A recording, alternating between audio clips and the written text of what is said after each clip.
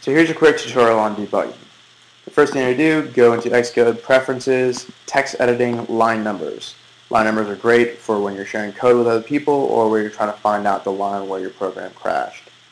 So this is a basic Hello World program, and we've added to it method to debug, and which is just being called in the init function of the Hello World layer. And what this function does is it creates an array with these 5 objects and cycles through that array in some order based on the order of these numbers. And at the very end, it prints out the path based on the path that it took to cycle through the array. Now we're going to run this program.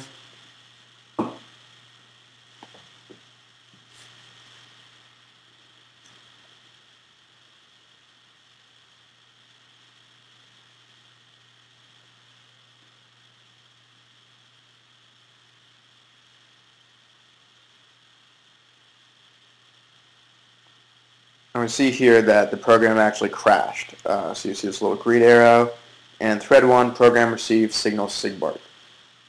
We can scroll up here to see the full call stack, but more importantly to us is this line, which says, terminating app due to uncaught exception, NS array index 5 out of bounds.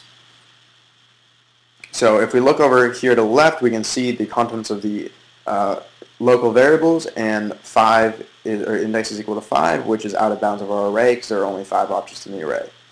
The other neat thing is we can even see the method that called the method that crashed and the method that called that method, and on and on and on. So we have the full call stack of how this crash occurred. And so one thing is, if you do not see this bottom tray here, you can pull it up with this. And if you do not see both of these, you can pull it up by pressing the middle button. The right side is everything you print to the console will show up on the right, and the left side will show you the status of the variables. So now for the debugging. What we want to do is, now we're not sure why this thing didn't work, so let's set a breakpoint here to figure out exactly what is happening and why the index is getting to 5. And the one thing you notice is when I put a breakpoint there, it highlighted this little breakpoint icon at the top into white as opposed to the gray that it used to be.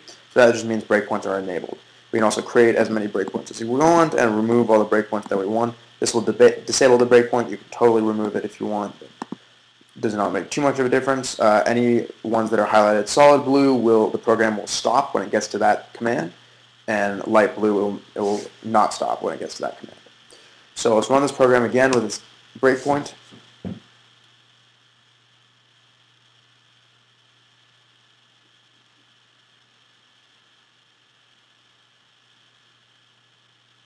And so you notice it stopped here not because of a crash, but because it stopped at breakpoint 1.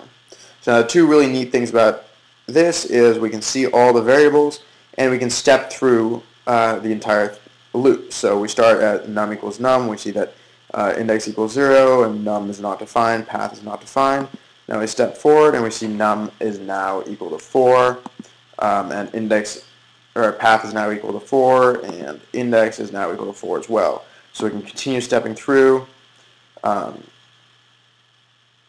And we basically continue stepping through, and we see finally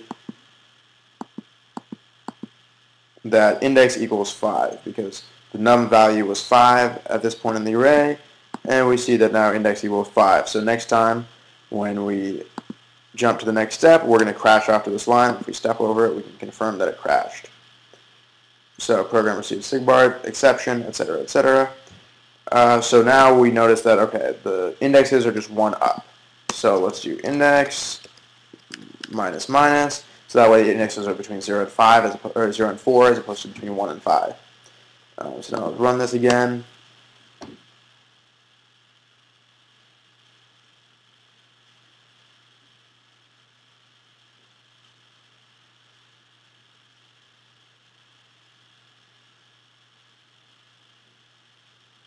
So it stopped here again, but not because it crashed, because it had the breakpoint.